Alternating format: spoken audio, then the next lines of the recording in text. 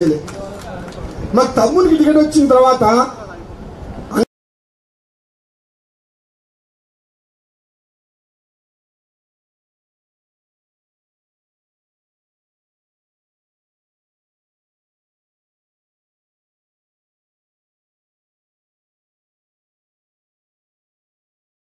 అంటాడు జగదీశ్వర్ రెడ్డి ఆ పొట్టోడు ఏమంటున్నాడు అంటే ఈయన మంత్రి పదవి కోసం అని చెప్పి పోటీ పడుతున్నా, అందుకనే గెలిపిస్తానని చెప్పు బూరనా చెయ్యాలి టీవీలు అంటుండు.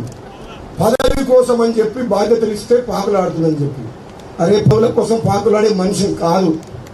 నేను ఏనాడు కూడా పదవుల వెంట పోలే, నేను ఏనాడు ఎవరిని అనుకోలేదు. చెయ్యి చాపి నా దేవుని భగవంతుని నా చెయ్యి ఎప్పుడు ఇట్లుండాలని చెప్తా అనుకుంటా, కానీ ఇట్లుండాలని ఇంకొకరికి అనుకోలేదు. నేను ఎప్పుడు చెయ్యి చాపలే. ఏ పదవి కోసమో డబ్బు కోసమో నేను దిగజారి ప్రవర్తించలేదు. ఒక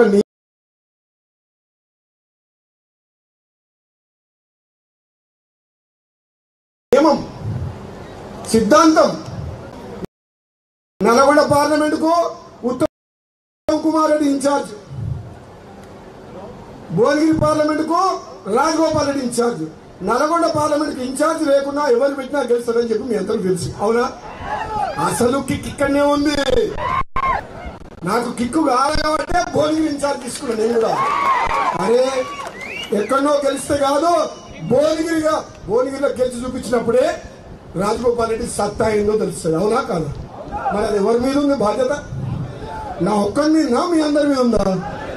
మీ అందరి మీద ఉందా లేదా? మరి నన్ను నిలబె